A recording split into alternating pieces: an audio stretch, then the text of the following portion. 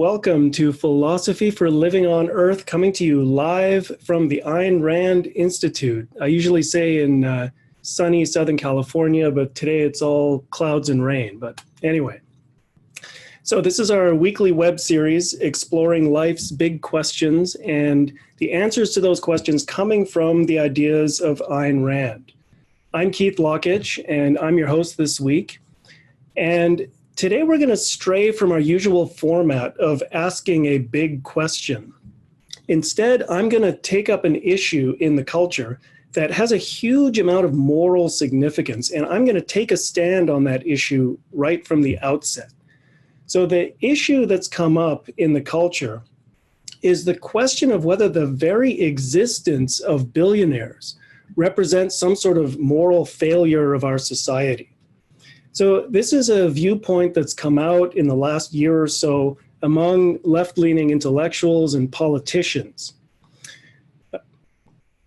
Nobody can honestly deserve $1 billion, they claim. So there must be something morally wrong with a society in which some people are billionaires. And this has led to the idea that we need to abolish billionaires. That was the title of this New York Times opinion piece a while ago. And this has become almost a campaign slogan among Democratic politicians. Bernie Sanders and Elizabeth Warren have both proposed radical new taxes on wealth. So not on income, but on the actual assets that people hold. And Sanders has said explicitly, I don't think billionaires should exist. Now, the reason I don't want to frame this as a big question in our usual format for this web series is that I think the very question itself is a moral outrage. This whole abolish billionaires perspective is so morally corrupt that it doesn't even deserve to be a question. What I'm going to argue today is that it's the proposals to abolish billionaires that are the moral outrage. So that's the title of my presentation today. Calls to abolish billionaires are the moral travesty. So let's start to unpack this abolish billionaires perspective. And let's start with the kind of most basic question we have here, which is, how is it that somebody can actually earn $1 billion? One of Bernie Sanders' former advisors once tweeted, no one makes $1 billion, you take $1 billion. And this kind of attitude is a major premise underlying this whole anti-billionaire campaign, the idea that nobody can possibly deserve $1 billion. So let's start with that. And I want to start with a really clear example of how someone can, in fact, earn $1 billion.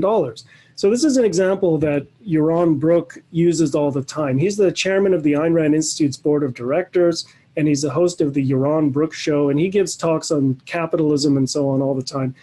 And he often uses the example of J.K. Rowling and the whole Harry Potter phenomenon. And this is a great example because it's just so darn straightforward. Here you have J.K. Rowling, who started with nothing. She's a single mother, struggling, barely able to make ends meet. She has an idea for a great story, but it's a struggle, a huge struggle to get it written and published. Apparently the first Harry Potter book was rejected by more than 12 publishers before it was finally accepted. This is not easy. But she perseveres, the book is published, and it becomes a huge sensation. People flock to bookstores by the millions and gladly hand over $20 to $30 to buy the hardcovers as soon as they come out. I remember when the books were being published, and masses of people stood in line for hours to be the first to get the latest book in the series. More than 500 million copies of the Harry Potter books have been sold. And then you have the movies and the merchandise and the theme parks. She spawned a whole industry here. So you ask, how can someone make $1 billion? Well, the way J.K. Rowling did it is by creating a product that's so valuable to people that millions and millions of them are willing to pay her for it voluntarily. Who did she take her money from? The idea that you don't make $1 billion, you take $1 billion is complete BS. Personally, I've spent hundreds of dollars on Harry Potter stuff, for myself and for my family. I've got the books, I've got the movie set, You know, I got Halloween costumes for my kids, got the theme park passes, the Lego, you know, we got t-shirts, games, all that stuff, you name it, right? Nobody forced me to give all that money to J.K. Rowling. I and millions of other people paid for all those things voluntarily because they're worth more to me than the money they cost. The value of the enjoyment that Harry Potter and all the stuff that goes along with it has brought to me and to my family is worth way more than the few hundreds of dollars that I've spent on all that stuff. And this is the really important point. J.K. Rowling has brought way more value into the world and into people's lives than the few billions of dollars that she's made from Harry Potter. The billionaire haters want us to think that somehow the world would be a better place if there were no billionaires. But this is completely the opposite of the truth. The fact is that the world has been made a better place by the creative effort of people like J.K. Rowling. In her case, it's been made richer and more valuable by the fictional universe that she created. She's made all of our lives better by creating these stories and these characters and all these products. And she's brought way more value into the world and into people's lives than the few billions of dollars she's made from Harry Potter. I mean, the money that she's earned is actually a pretty small payment given how much value she's created. So the point is, people earn money. The way that people earn money and the way they deserve what they earn is by trading with other voluntary participants on a free market. And the only way to earn $1 billion in that way is to produce values that improve human life on a massive scale or for masses of people. Again, the Harry Potter books have sold, 500 million copies. So this is a really important point. So I want to say this again. The only way to earn $1 billion through voluntary trade on a free market is by producing values that improve human life on a massive scale and that earn the voluntary trade that people bring to you. Now, I think this becomes even more clear if you think, not just about books and movies and entertainment, but about some of the major innovations that have completely transformed our lives in recent years. And again, this is another Yaron Brook example, but it's another, he uses these examples because these are great examples. So think about the iPhone, okay? So the iPhone is the product that led the smartphone revolution. And the smartphone revolution has completely transformed all kinds of things about the way we live for the better. We carry around a supercomputer in our pocket all day, and it allows us to do things, that were literally science fiction in my lifetime, not that long ago. When I was a kid, the idea of video calling on a handheld device, this was something from Star Trek, right? This was not something I ever expected to be able to do, in my life, and yet my kids can take it for granted because here it is, right? The sheer number of devices and products and services that are packed onto these phones is mind-blowing. I mean, you've probably seen these memes where they show you all the different things that are on your phone. So I've got a version of that here, communication to music to photography, navigation, social connection, productivity tools. We've got all of human knowledge basically available to us at our fingertips. What do I have here? Okay. Now, obviously, it's a combination of lots of different products that gives us all those values, right? But the smartphone is the platform that makes it all possible. Now, we pay, what, $1,000 for this thing? I mean, that is nothing compared to the value that it brings us, to the transformation that it makes in our life, to be able to walk around and do all the things that we can do on this device. No matter how many billions of dollars Steve Jobs made from the iPhone, that is nothing compared to the value that he brought into the world with this device.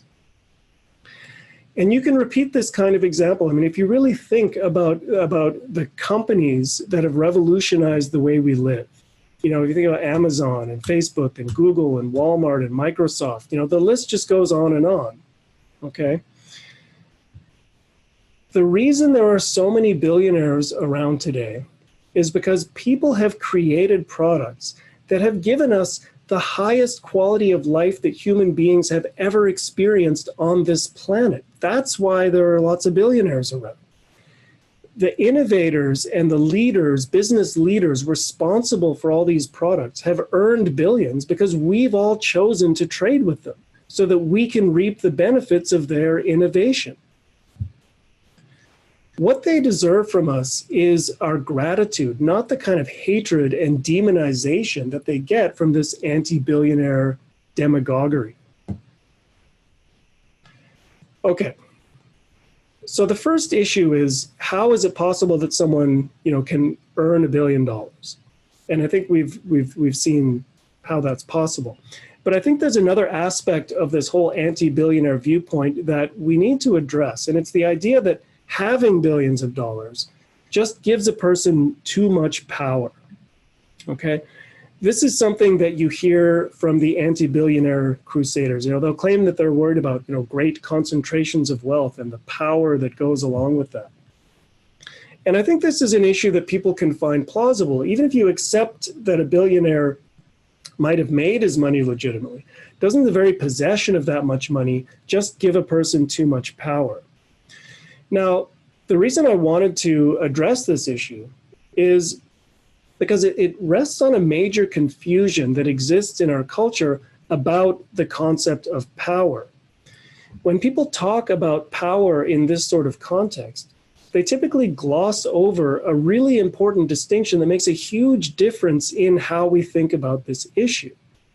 And the distinction is one that Ayn Rand identified. It's a distinction between economic power versus political power.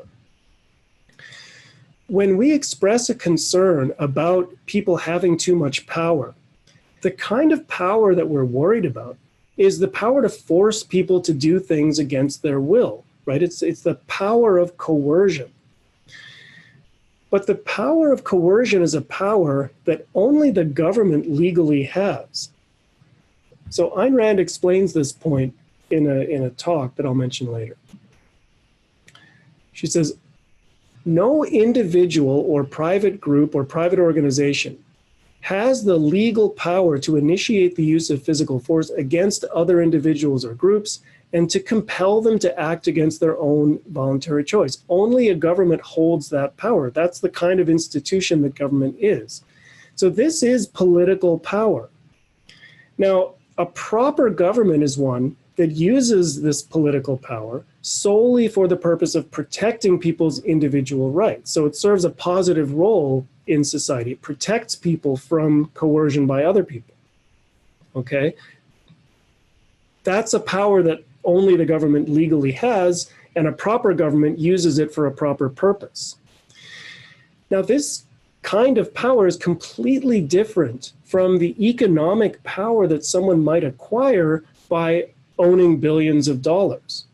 So what is economic power?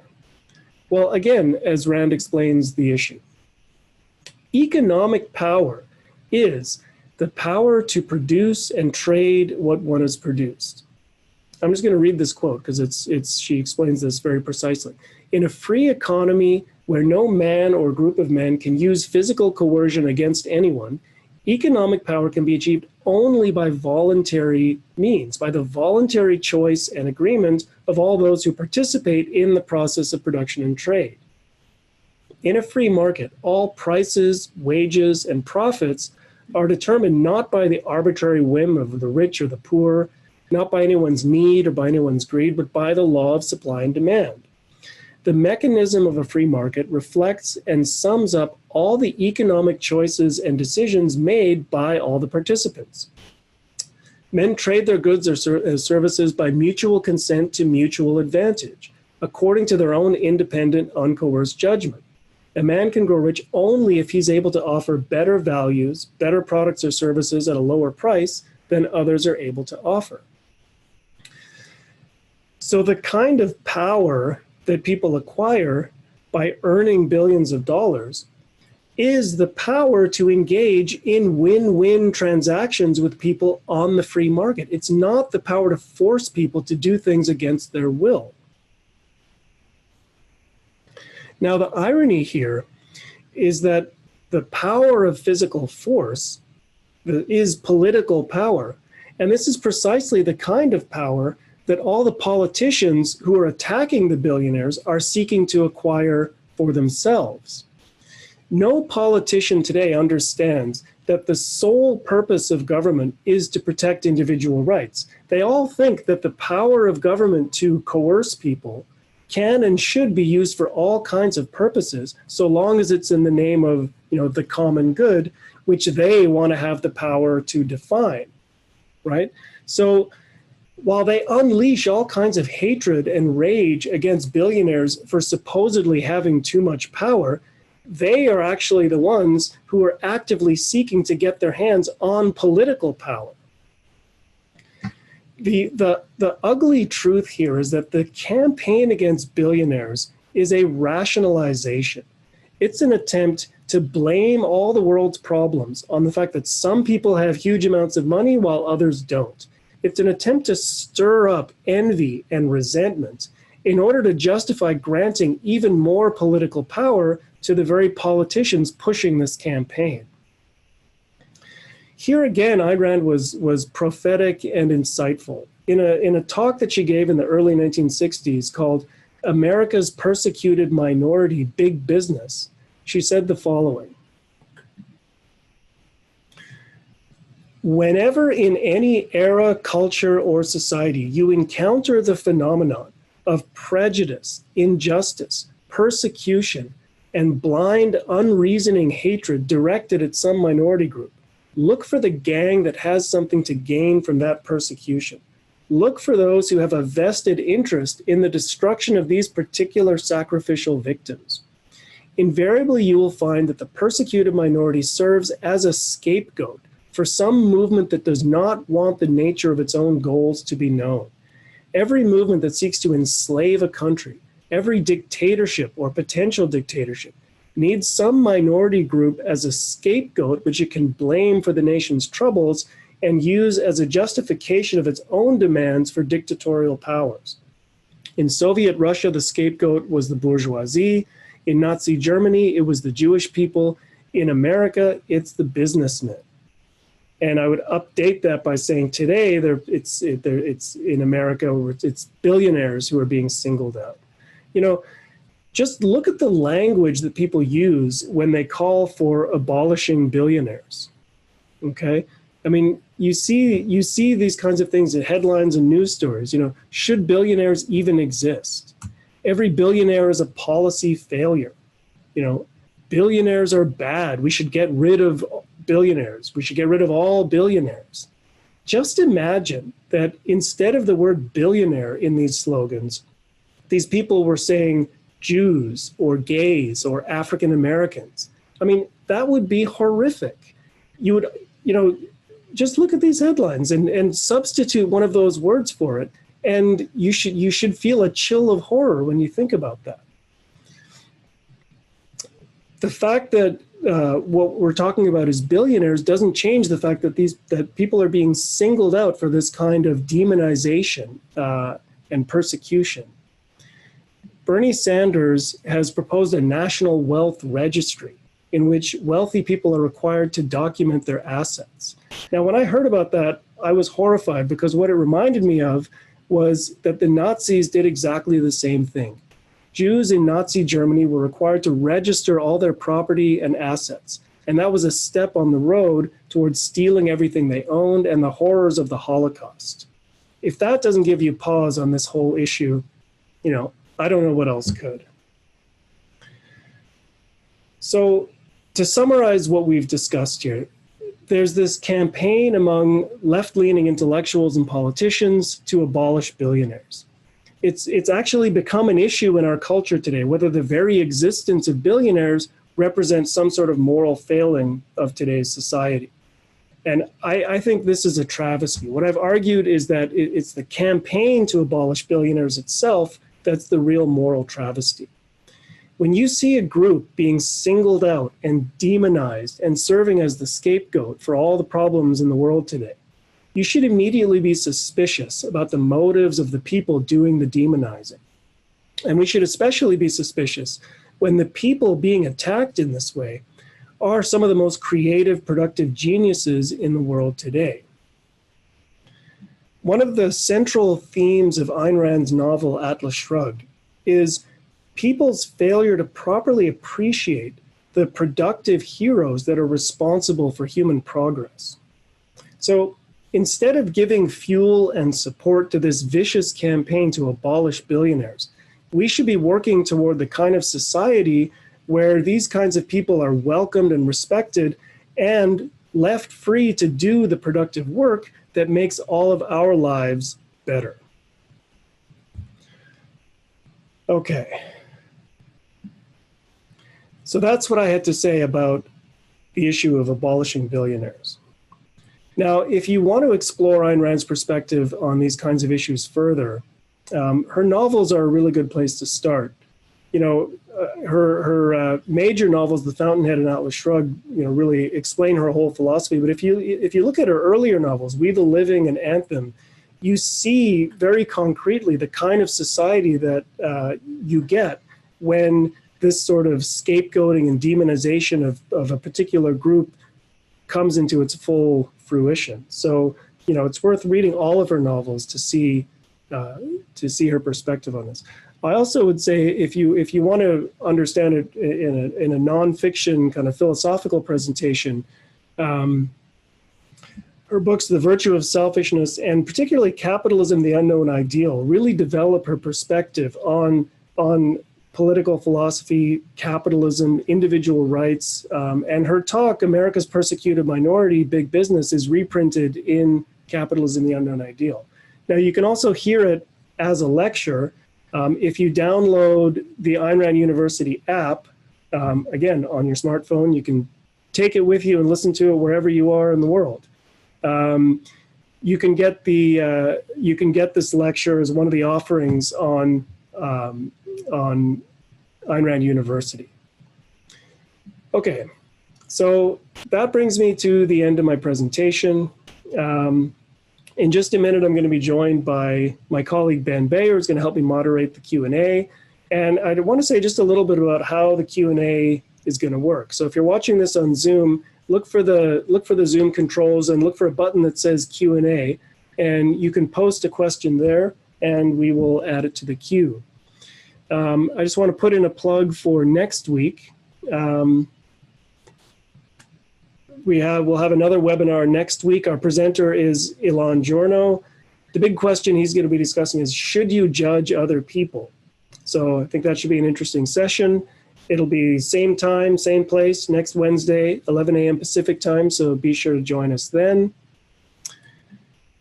If you have a big question you'd like us to answer, let us know. We're interested in hearing what kinds of life questions you have. Send them to webinars@aynrand.org. And as we do every week in this poll, in this series, our goal for this series is to introduce Ayn Rand's ideas to people who aren't already familiar with them. So we're curious to know if we're reaching our target audience. And so what we do is every week we poll the audience to see what their familiarity is with Ayn Rand. So I'm going to launch the poll. I'm just going to put it up here. And if you're attending live on Zoom, please vote on the poll and let us know what your familiarity is with Ayn Rand. Okay. So, so that brings me to the Q&A. So let me turn off my PowerPoint and I should stop my screen share. Is that right? That's what I need to do. There you go. Yeah. It's the screen share, not the presentation. Okay. Hi, Ben. Thanks for joining. I like the Harry Potter pictures.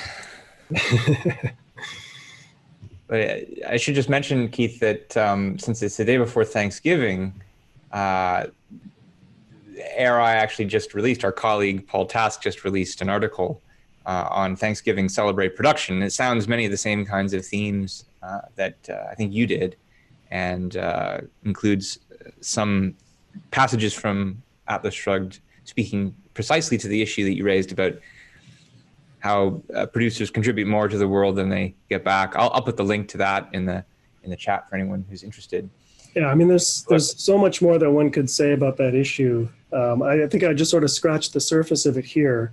And this was a major theme of Ayn Rand's writing throughout her career. The injustice that our society perpetrates towards the people who actually contribute the most towards improving human life and making all of our lives better. So, yeah. So we've already gotten a few questions that I think are good to start our discussion with. Okay. And they both speak to this issue that you raised about concentration of power. And one of the reasons people object to billionaires is because they think there's this concentration of power. And so Sam asked a question regarding economic and political power. I know they are conflated conceptually, as you explained. But aren't they conflated actually too? It seems that a lot of money can buy or otherwise influence a lot of political power, i.e. coercion. So he's saying, I guess, if you get a lot of economic power of the kind you're saying is okay, doesn't that still give you political power if you're able to pay off politicians to do your dirty work or whatever? Yeah, I mean, so that's absolutely true in the society we have today, because we live in what you would call a mixed economy. We don't have a perfectly laissez-faire capitalist society where you have an unregulated, totally laissez-faire free market, and government is restricted to its proper purpose of solely of protecting individual rights.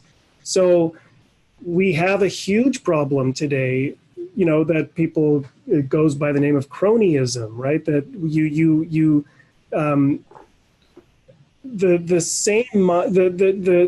people's, I said in the presentation that no politician today thinks that government should be restricted solely to the purpose of individual rights. They all think that you should be able to use the power of government force for the purpose of enacting some version of the common good. And that's given rise to this whole special interest industry of people lobbying politicians for this privilege or this favor or this handout. The whole phenomenon of cronyism exists because of the political system has been corrupted from its original founding purpose.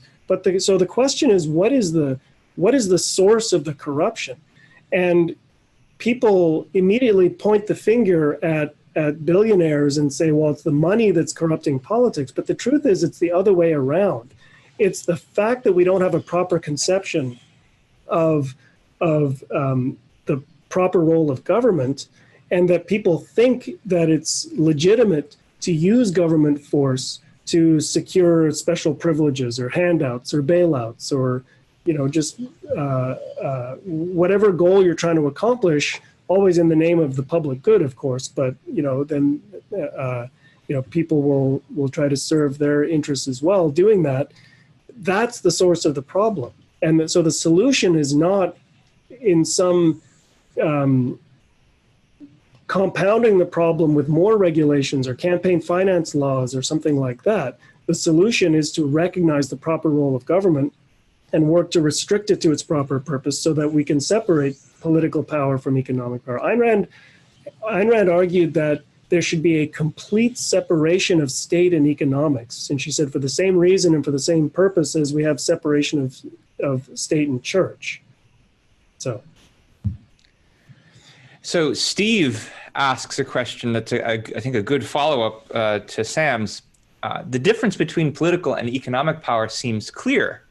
Why do those like Sanders seem not to understand it? Can we judge their motives if it is not an honest mistake? And I was actually also going to ask you about why not just, why I say this is a moral travesty, why not just say they're mistaken, so that there's some connection there too? I mean, there's so much historical evidence about what happens when government tries to assume the kinds of role that it, people are advocating socialism. Politicians like Sanders are advocating socialism. They're advocating the kinds of policies that we've seen enacted around the world for decades that have led to, complete disaster, collapse, and mass slaughter. I don't think that can be an honest error. I think someone like Sanders, knows what he's advocating and is after political power and he should be judged accordingly. I don't. I mean, maybe maybe you can add to this answer if you have thoughts on what you would say, but I mean, one thing that occurs to me is that whether it's an honest mistake or a dishonest mistake, one reason that people conflate these two kinds of power is the same reason that they conflate. I mean, the difference between the two of them is closely related to the difference between reason and force, right? So the power to produce is the power to persuade someone voluntarily to purchase a product, whereas power to destroy is the opposite. It's the power to use coercion. And so you can think about this, I think, by asking, well, why would people run those two things together, reason and force? Why wouldn't they see a difference between the two of them? And the only answer I can come up with to that question is that they don't see the role of the free individual mind as efficacious. Because, of course, you have to first use your mind to create a product of value and then try to appeal to the minds of others. So if you don't believe in free will, if you think everybody's just a product of their environment, their genetics, then the fact that someone sticks a product in front of your face is just as much of a stimulus as sticking a gun in front of your face. And so if you don't understand the difference between a freely willed choice and something that's determined physically, that could lead to the confusion. And that is a philosophic idea that influences Marxists, among others, the idea that there is no difference between those two, this determinism. Yeah. I mean, I think more broadly, one way to put it is that the whole thrust of philosophy over the last couple centuries has been pushing us in the direction of the sort of, the way you could put it is the statist, or the way Ayn Rand puts it is a mystical, statist, altruist, collectivist perspective. And, and the culture has followed suit. So. Of course, there's then the question of are determinism and collectivism themselves things that you could be honestly confused about? And we could give a webinar on that in the future, I think. Yeah. That'll get us a little far. Actually, here's a question that relates to this prior discussion.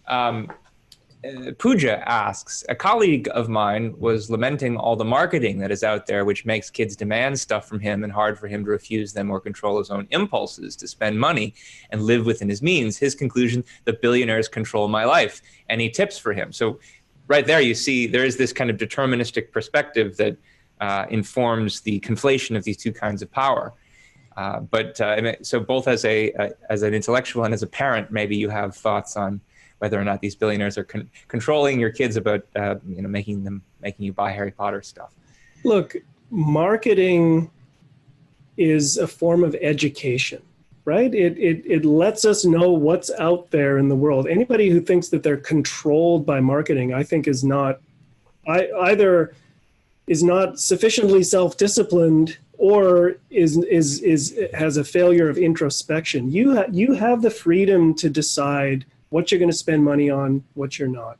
And, as a parent, you have to, part of your job is to help teach your children lessons about prioritization and what are you going to spend your money on? Do you want to blow it all on this thing or not? I mean, I think you could probably speak more to the whole determinism side of this issue, but it's just not true that the fact that marketing exists and and the fact that we're even if we're inundated by it, we have a basic control over the choices that we make, about the functioning of our mind, and and that gives rise to a basic choice about how we guide our lives. So you're smiling. I mean, I don't think I need too much philosophic expertise to remember my experience growing up, which was that I wanted all kinds of stuff that I saw advertised, and I asked my parents for it, and they said no. And then after a while, I didn't want it anymore. So this was a pretty obvious kind of experience. I mean, look. Obviously my kids want all kinds of things, and one one solution is for bigger ticket items. Like my daughter at one point wanted an iPad, and we said, yeah, fine. You can save up for it and you can buy it. And she saved up. She did jobs and things like that. And she actually went online and did all the research to find on a Black Friday sale so she could buy it for less. I mean, it was a great lesson for her on the value of these things and what it takes to actually earn them, how hard you have to work to get enough money to buy one of those products. That kind of perspective is what you need if you're going to be able to prioritize, given all the marketing and that sort of thing that you're inundated with. So, I mean, as a parent, there's all kinds of lessons that you can teach your kids in this context. So shifting from the perspective of the consumers who consume things that these billionaires produce to the perspective of the producers themselves, I have two questions for you about what it means for them to earn or to deserve their fortune.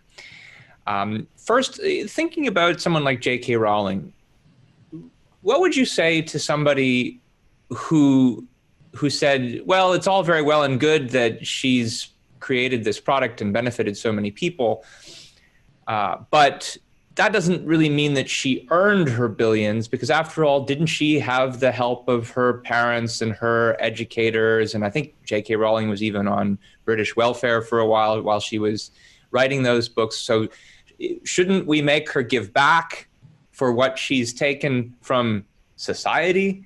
And maybe this doesn't mean she doesn't deserve to be a billion. Maybe this doesn't mean we should take away all of her money, but maybe a lot of it, they would say. Yeah, I mean, people bring up the fact that we drive on public roads and we go to public schools and, society, the Hillary Clinton's village, it takes a village to raise a child and so on. Well, so part of the problem in addressing that issue is that we don't have a choice. So in our society, we have to pay our taxes to pay for the public schools and roads and utilities and various services, all these functions that have been taken over by the government, which is not the way it should be. So, in a laissez-faire society, all these things would be privatized. But the point is, these are services, education, even roads, healthcare, all these things are services that have to be produced by people's effort.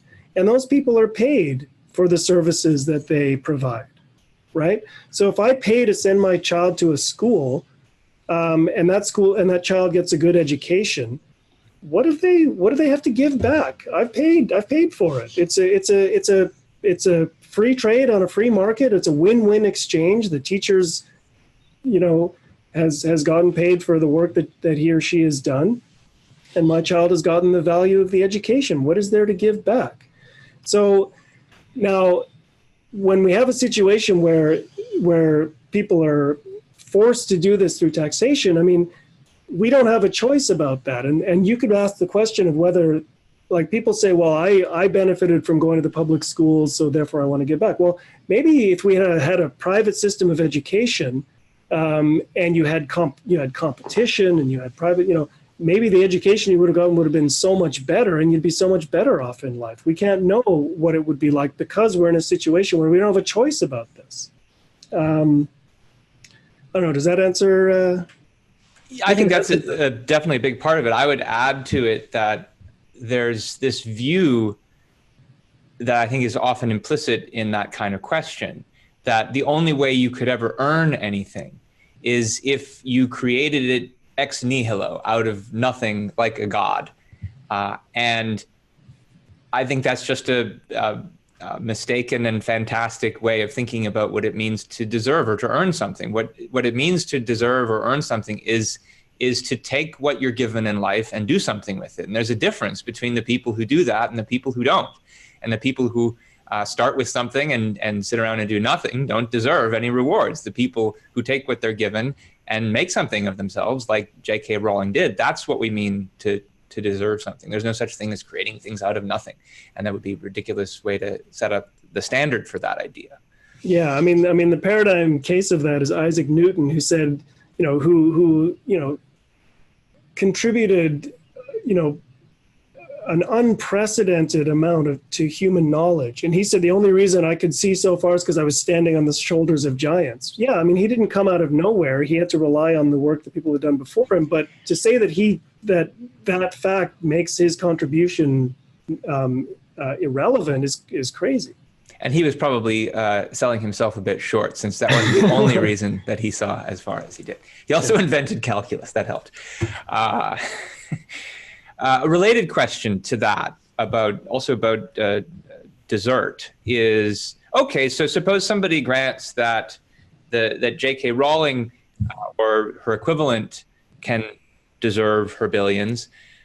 Even still, why, if suppose she has kids and decides to give her fortune to her heirs, why do the children have the right to keep it? And one common accusation against wealth inequality is that it gets accumulated by families over the years, even when the kids didn't do anything to deserve the money. So why should they get to keep it, even if their parents should be able to keep it?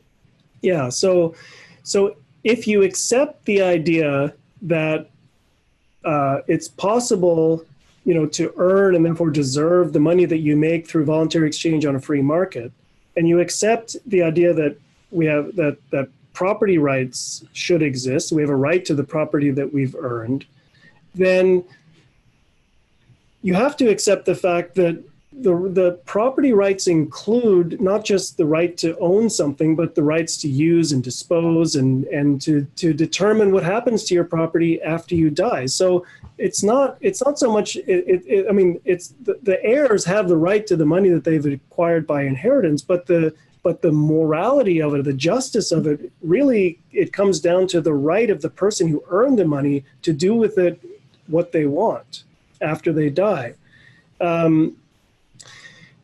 The fact that, Alice Walton has $50 billion, I think there's another aspect to this that I think leads people to this kind of question and leads to a certain confusion on this. The fact that Alice Walton has $50 billion that she got from her father, doesn't take anything away from anybody else. We have this perspective that the wealth that exists in society is like this fixed pie.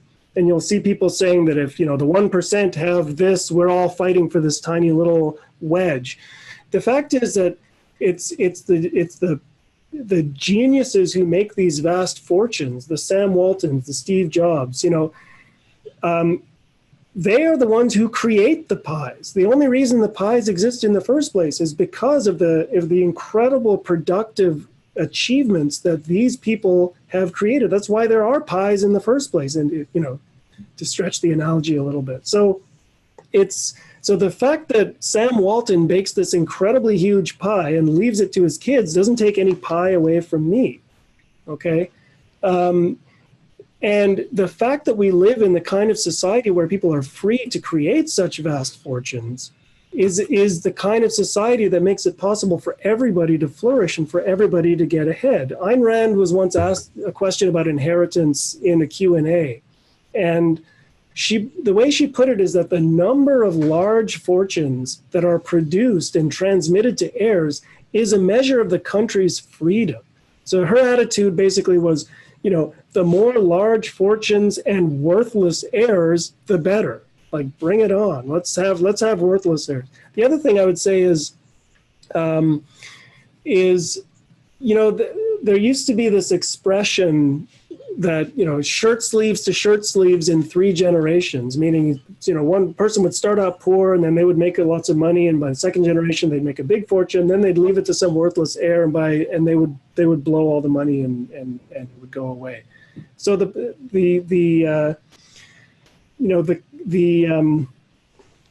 if an heir isn't productive with the money that they've got, it's going to be a static fortune, and it's not going to be a major factor in driving the economy or driving production forward or driving progress forward. So it doesn't take away from anybody else, and it's not going to have a major impact on anything else. So I don't think there's a problem of inheritance. Yeah, I would add that the issue here isn't, I take it that you're not saying that every heir who gets money from their parents is a worthwhile person and does good things with the money. There are surely examples of worthless heirs. And so as a parent, I'm sure it's a consideration. Like, does my child have the character necessary to manage this money well? And the issue is that should be their choice. They should be free to make that judgment. Now, they might well decide, no, this person is going to be a worthless heir, and so I'm not going to spoil them and ruin their life with this fortune, which is what it would do when they go back to shirt sleeves. But they need to be the ones who are free to do that. So the issue isn't, oh no, what happens if some worthless heir gets money? The issue is we need to respect the parents' rights to give money, especially because there are non-worthless heirs out there, and who are actually going to triple the production of the company if they take over. There are many examples of people who inherit the family business, and it's been kind of plodding along under their parents' hands, but then they make it take off. Mm-hmm. And that's made possible by capital accumulation, which they might not have been able to acquire on their own in the first place. But look what they're able to do with what they've been given. Well, that raises another issue, which it hasn't come up, but it's the other thing that people will say is nobody needs $1 billion, right? But that depends on what your goals are, right? If you're Jeff Bezos and your goal is like space travel, maybe $100 billion isn't even enough. Maybe he needs to get to $1 trillion in order to achieve the things that he wants to achieve in terms of, creating the infrastructure for regular travel into space. You can't say, you can't make a judgment like that because it's an issue of a person's goals and priorities. So. Okay, so another question that came in from Pooja, I think, is also a good one here. She says, whenever I try to explain the pyramid of ability, now we haven't defined what that is yet, but it's the Ayn Rand's, it's the notion that you've been working with that the greatest producers give more to society than they receive back in monetary terms. Whenever I try to explain the pyramid of ability in society to a colleague, the pushback I get is that it is elitist thinking. On the flip side, I am told we don't owe anything to the billionaires since we trade with them. Thoughts on how to clarify these issues? Well, in a way, we don't owe them anything beyond what we pay them is true. It's just like saying that we don't owe the teacher anything because we paid her salary, right? But when Ayn Rand talks about owing them, what she's talking about is what we owe them morally. We owe them, and what we owe them spiritually. We're in a situation where the people who contribute most to the advancement of human progress and human flourishing, are scorned and vilified and hated and made the target of this kind of campaign. And it's the injustice of that she's arguing against. Now, as far as the pyramid of ability is the idea that somebody who creates a huge,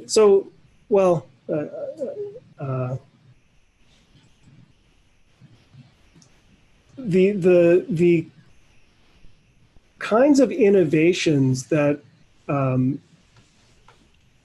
result from like new inventions, new machinery, new technology, that sort of thing, makes people more productive. So the Ayn Rand gives the example of someone who runs a factory and who invents a new machine that makes all the workers more productive. So the physical labor that the workers engage in, contributes a certain amount to the product that gets created. But the productivity of their labor is vastly increased by this new machine. And so that's the idea that the inventor of the new machine, contributes way more than the sum of all the value of the workers contributed. That's not super clear, but I think if the charge is that it's an elitist perspective, then I think maybe the goal would be to try to find a way to explain it more clearly so that it's clear what you're actually defending. Or you're not saying that people at the top of the pyramid should be paid more. You're saying they should be paid what the free market is commanding, but it's the gratitude for the innovations that we're talking about. Yeah, I would also say that I think the concept of elitism is, at the very least, a poorly defined concept, and I would bet involves some kind of conceptual distortion. If what elitism is the recognition that there are such people as elite people who have superior intelligence and productive ability, if that's what it means, then what's wrong with elitism? I mean, it's a fact of reality that there are people who have greater ability and people who make better choices with the ability that they're given. And why shouldn't you, first of all, recognize that fact? But then, especially if you're the benefactor of their greater ability, why shouldn't you recognize that and be grateful for it? And part of what Rand suggests when she talks about this pyramid of ability idea, and by the way, if people are wondering about it, there's passages about this idea in that article from Paul Task that I posted. Part of what she's saying is that it's actually impossible to repay them for what they've given us, because you can pay the money, and of course the money that you give them is not, is worth less to you than the benefit you received, and vice versa for them. And you can't repay them with intellectual contributions of the kind that they had to put in order to create the product that they're selling you. And so in a way, you can't repay them. So at the very least, what you can do is express some gratitude. And the way that it comes out in the passages that are quoted in the speech in Atlas Shrugged is the main thing they're asking for is freedom. The main thing they're asking for is the freedom to continue to create, which is, of course, exactly what Sanders and Ocasio-Cortez and others want to take away. Yep. So let's see here.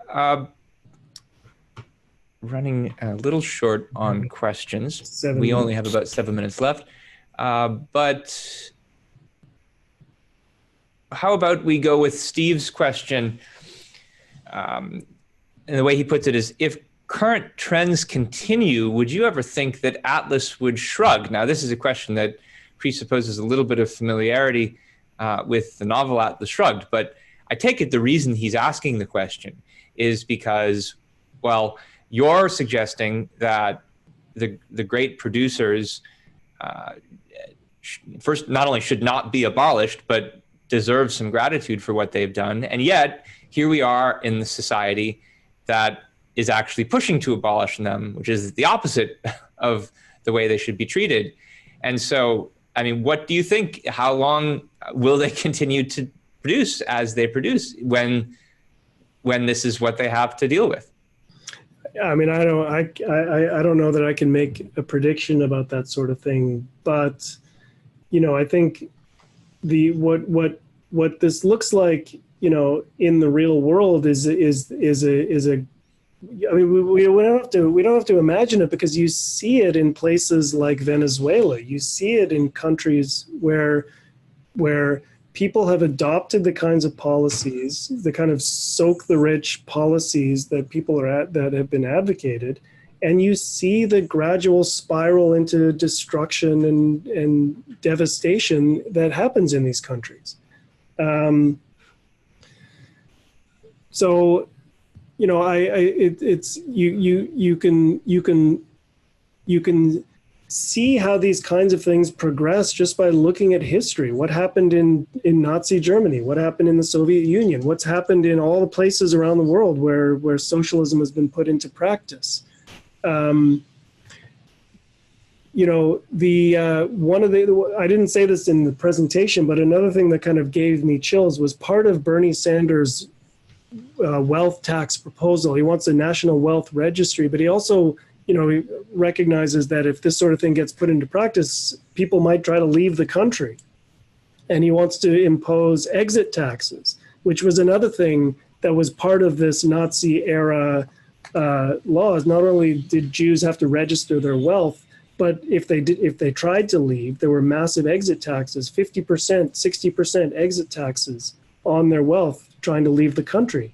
And it's like, I mean, and then the next thing you have is the Berlin Wall and guards shooting people trying to flee. I mean, it's horrifying.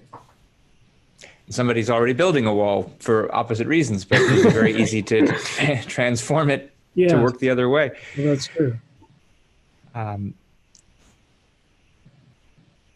Nicolette asks a question. I think we can make this the last one. Would you call this an age of envy? I take it she's referencing the essay by Ayn Rand, which was called The Age of Envy.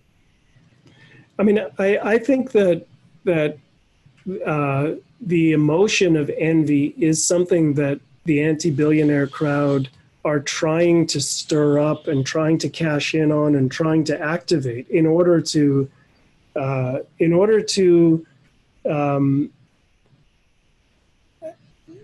you know, with any of this kind of scapegoating, people have to take a group and dehumanize them, not be able to see them as individual people, but just as this group. You know, this is what, you know, like when the Soviets singled out the bourgeoisie, you know, they weren't talking about people, they were talking about these elite classes, and then it's easier for people to go after them. And I think envy is an emotion that fuels that kind of phenomenon. So, you know, I don't know whether it's an age of envy, but I mean, Ayn Rand has an article called The Age of Envy, where she talks about the phenomenon of envy, and she talks about a particular variant, a particularly ugly variant of it, which is it's resentment of people for their success. She called it hatred of the good for being the good. You know, so you can follow up by exploring what she talks about in that article. Yeah. And I think you've got to be, I think they've got to be appealing to envy, and I think they've got to be, in many cases, motivated by it themselves.